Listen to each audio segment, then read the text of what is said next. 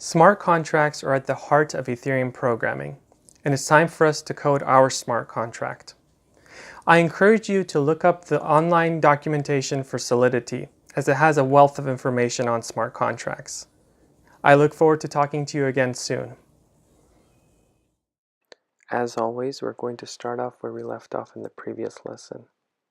One way to do that is to download the repository using the appropriate branch.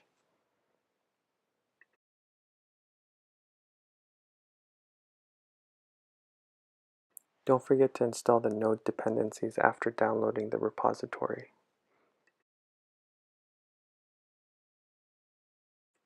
Let's go into our project directory now. Before I start coding the smart contract, there's another element I want to add to index.html. This element is going to be a sort of drop-down menu that's going to contain all the Ethereum addresses of the users in our application. We're going to use the select option for HTML. We'll call it user directory.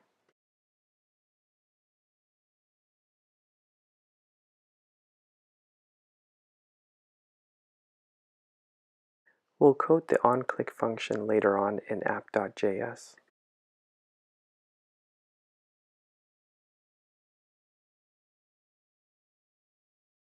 Let's save the file and exit.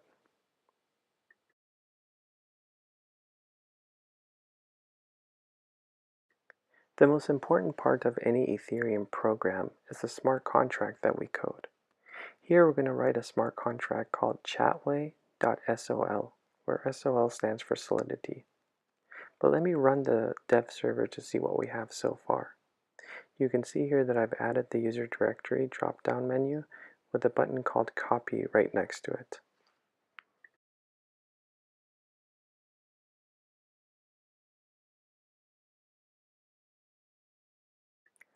Okay, let's clear the console and we'll go back into Atom.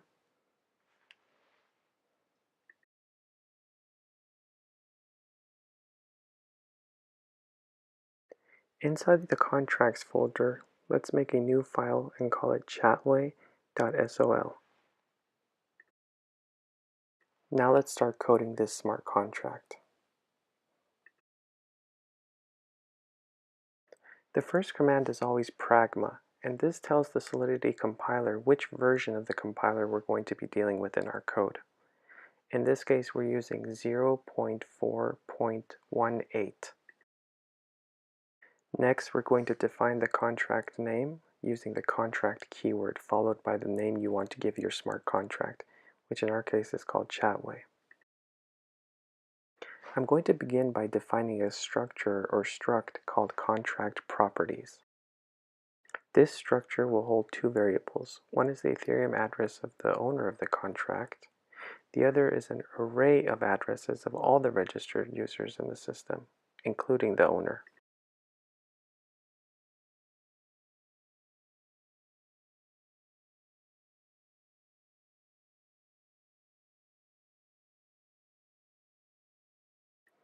So let's create an instance of this contract properties, and let's call it contract properties with a lower c. Now I'm ready to define the functions of our contract. The first function is going to be the constructor. This is the first function that's called when the contract is being initiated by the owner. The constructor is usually a great place to initialize any state variables. In our case, I'm going to set the Chatway owner property of our structure variable equal to the Ethereum address of the account that's calling the constructor, or in other words, the Ethereum address of the contract owner. Note that msg.sender is always equal to the Ethereum address of the account that's calling a function. Now let's make a function that retrieves the contract properties. This function will be public, and the keyword view here means that it's not going to change any of the state variables. It's simply going to retrieve them for viewing purposes. So this function returns two variables, the first being the Chatway owner address, and the second being the registered user addresses of all the users in our system.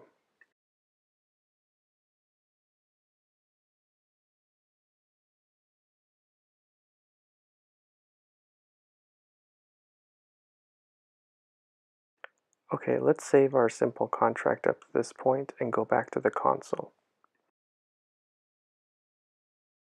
Ethereum contracts don't automatically get uploaded to the Ethereum network. They need the help of what are called migration scripts to do that. These are usually simple JavaScript files located inside the migration folder, and as we will see later, Truffle will use these scripts to deploy the contracts to the Ethereum network. So let's create a JavaScript file called to_deploy_contracts. At the beginning of the migration, we tell Truffle which contracts we'd like to interact with using the artifacts.require method. This function is similar to Node's require, but in our case it specifically returns a contract abstraction that we can use within the rest of our deployment script in app.js.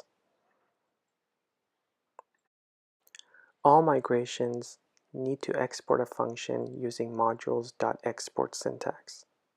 The function exported by each migration should accept the deployer object as the first parameter. This object aids in deployment by both providing a clear syntax for deploying smart contracts, as well as performing some of the deployment's more mundane duties, such as saving deployed artifacts for later use. The deployer object is our main interface for staging deployment tasks. You can see here this file and go back to the Chatway smart contract into our deployer.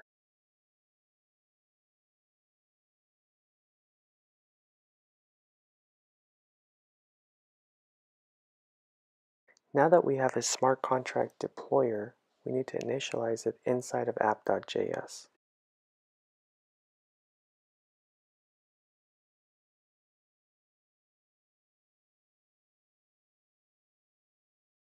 And we are going to be doing this inside the init contract function.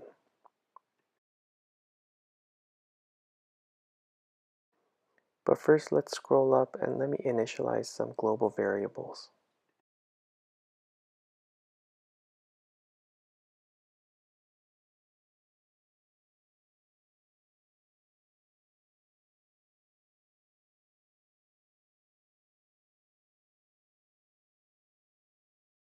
So before our program gets too complicated, let me write a header up on the top of the page that shows the sequence of functions that are called within app.js.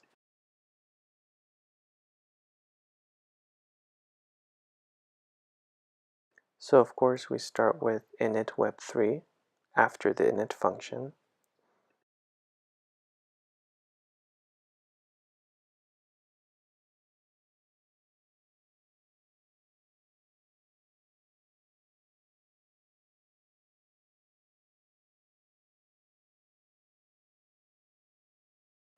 From there we call the init contract function.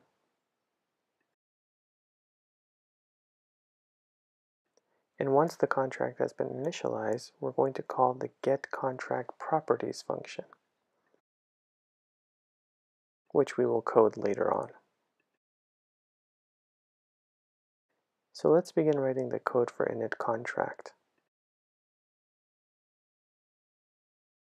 The Solidity compiler essentially transforms the chatway.sol file into a compiled JSON file.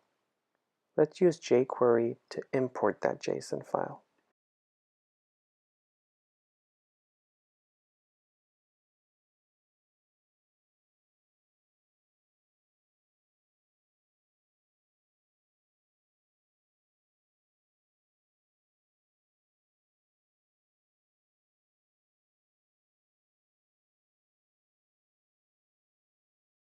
You may recall that you imported a module called Truffle contract inside of index.html. We're going to use that module now to create an abstraction for our Chatway smart contract. So now we have an abstraction or representation of our smart contract called app.contracts.chatway. The first thing we're going to do is to set the Web3 provider of this object. And we already have this from a previous function called initWeb3 that we implemented in a previous lesson. So let's pull that variable from that function.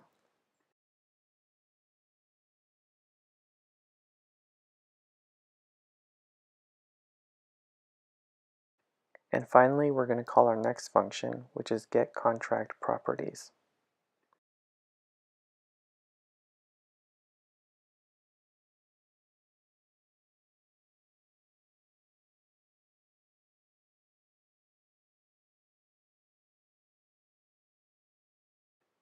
We also want to implement another function that displays the account information of the current user.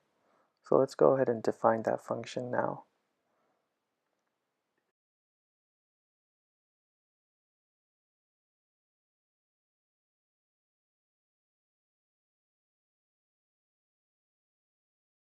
Coming back to getContractProperties, let's implement the function. Here we're going to immediately call the getContractProperties function of the smart contract. Let me write some code and then I'll explain at the end.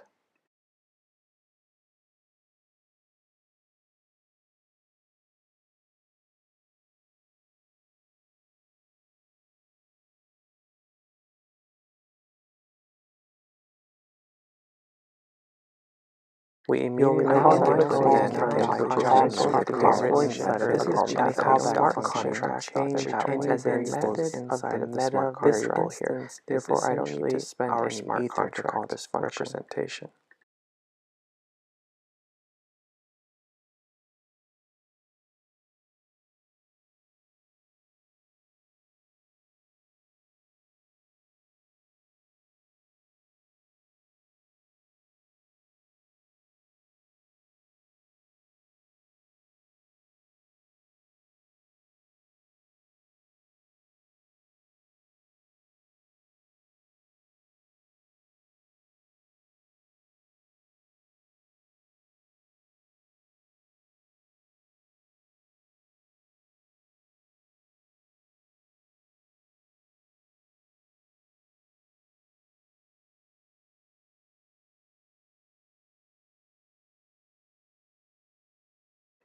The next JavaScript promise is a callback function which will return a value, and that value is essentially the return variable of my smart contract.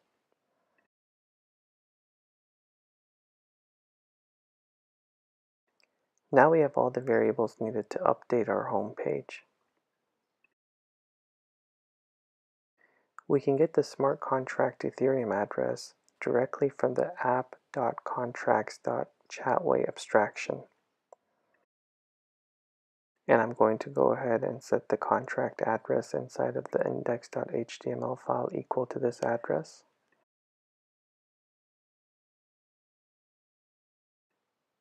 The Ethereum address of the contract owner can be extracted from the value parameter given by the smart contract output.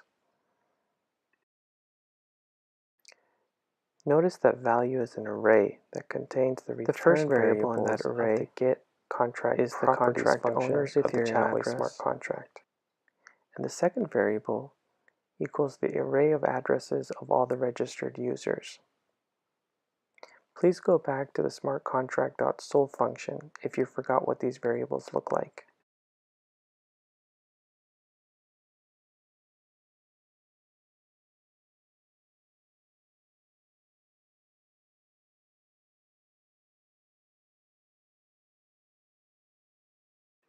At this point, I can also extract the total number of registered users by looking at the length of the array.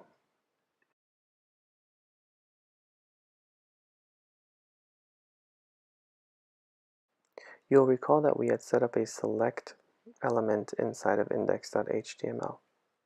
Now we can populate that drop-down menu using the Ethereum addresses of all the registered users. I'll do this using a simple for loop and some jQuery.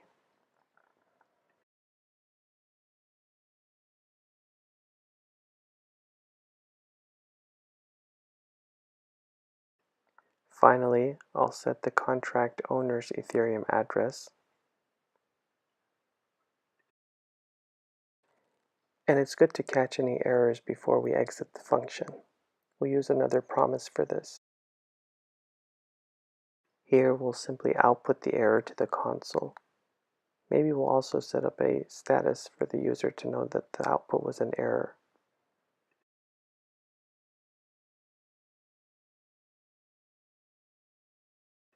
It's time to call the next function, which is going to be display my account info.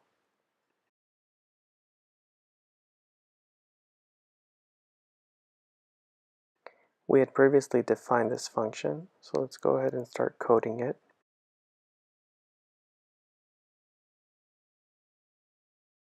In this case, we don't need to make a call to the smart contract. Instead, we can use our web3 object. We first get the account using web3.eth.getAccount, which gives us a callback function with the account. We make sure there's no error, and in that case we set our account variable, and we also set the address of the user inside the index.html. We also want to see how much Ether the user owns. To do that, I'm going to use the web3.eth.getBalance method. The callback function here will give us the balance, and the first thing we want to do is to make sure it's not 0, in which case we'll alert the user to buy more Ether. If the user has a non-zero balance, we're going to display it on the index.html page. The balance is given in way, so the first thing we need to do is convert it to Ether, and Web3 has a method for that. So we're done with this function now, and it's time to call the next one, which is going to be check user registration, which we will code in a different lesson. Let's not forget the case where there's an error. And finally, we can exit the function.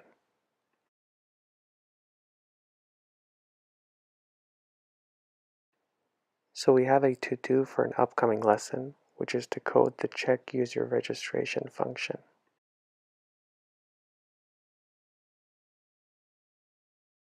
We also had another function we need to code, which was the copy button inside of index.html.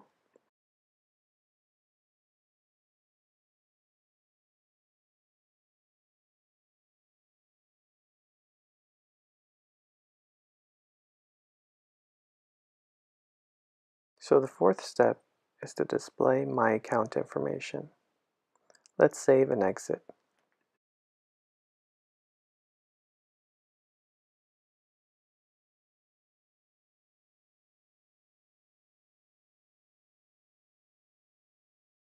Now let's write a bash script that will deploy our Ethereum contract.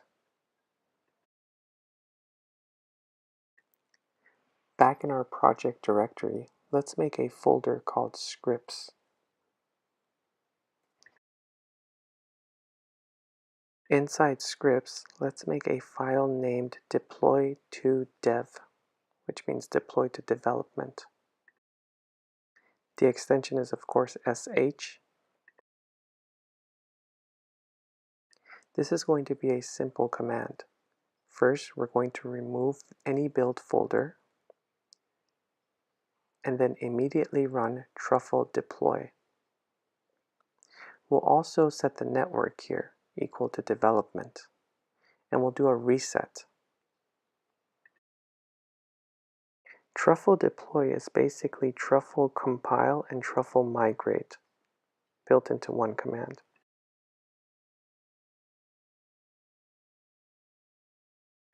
Let's make another script and call it start test RPC.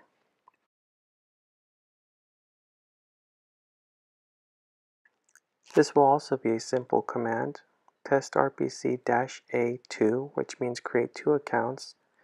We'll first secure them, and then we'll unlock both accounts with the -u option. Let's save and go back to the console.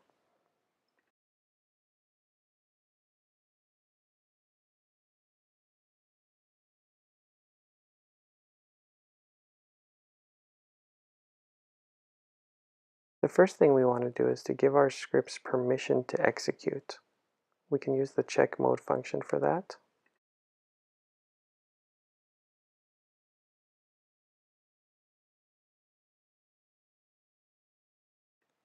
Before we can start test.rpc, we need to make one small change to truffle.js, and that involves the port. We're going to change the port to 8545, which is the default for test.rpc.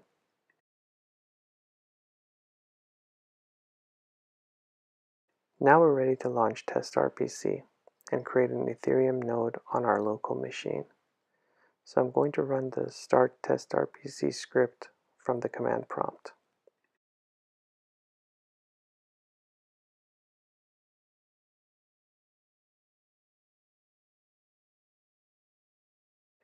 You can see how test.rpc creates two accounts, and each of these accounts has its own private key.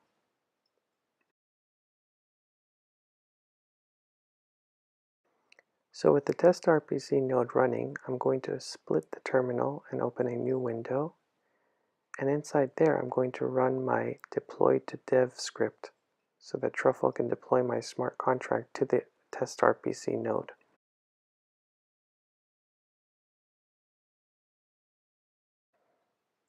So unfortunately, the command threw an error. So here it's complaining about the pragma command. So let's go take a look inside of our smart contract. And yes, we forgot the semicolon. So let's input that, save, and go back to the console. Let's run the deploy command again. And this time you can see it runs without any errors.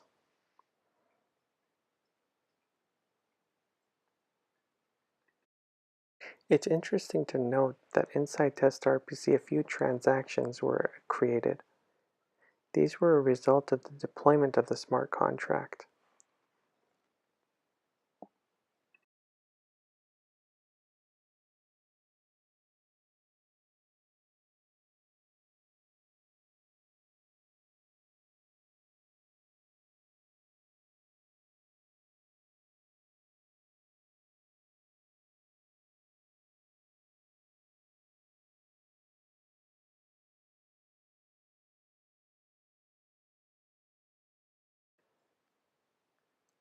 Let's run our dev server now.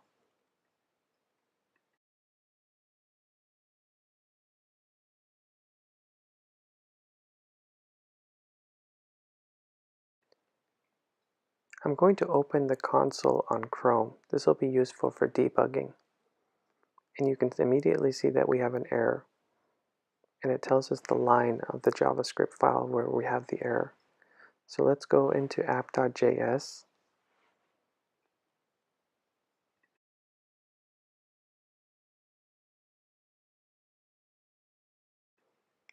So examining the code here, we can see that we forgot an if statement for the error here. So I'm going to type that in now.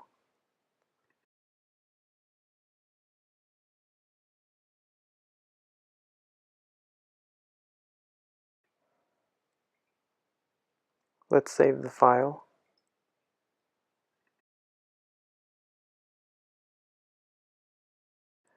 We also need to comment out some of these functions since we haven't implemented them yet.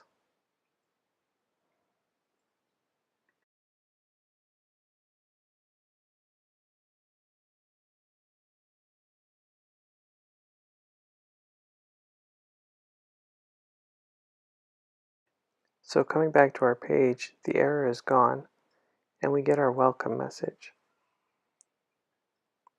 Just to make sure, let's open the console. And yes, there's no errors. So first thing we want to do is open MetaMask, and then we'll go to the local host 8545. We'll enter our password and log into MetaMask. First thing we need to do is to import our accounts into MetaMask. To do that, I need to go back to test.rpc and copy the private keys, which I will then import into MetaMask.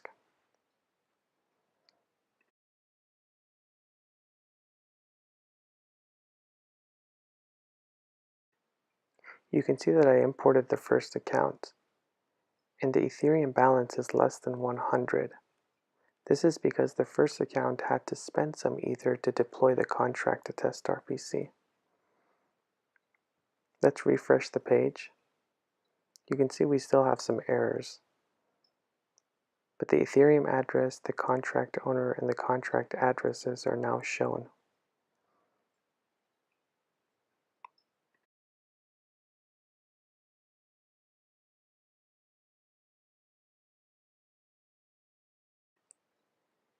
If I go back into app.js,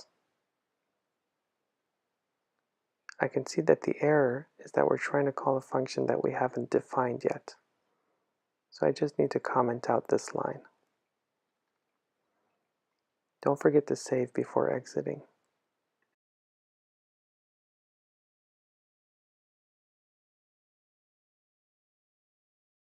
So now the error is gone. You can see I have my Ethereum address, the contract address, and the contract owner's address.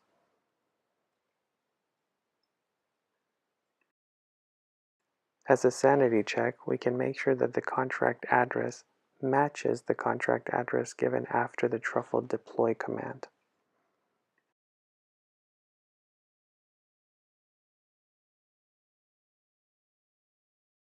Let's scroll up to when we deployed the contract.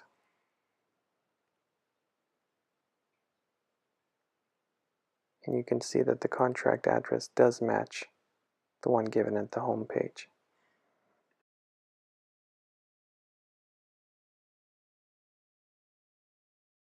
With that, we've reached the end of this lesson. If you had trouble following along, you can always download the final code for this lesson from the repository using the git clone command.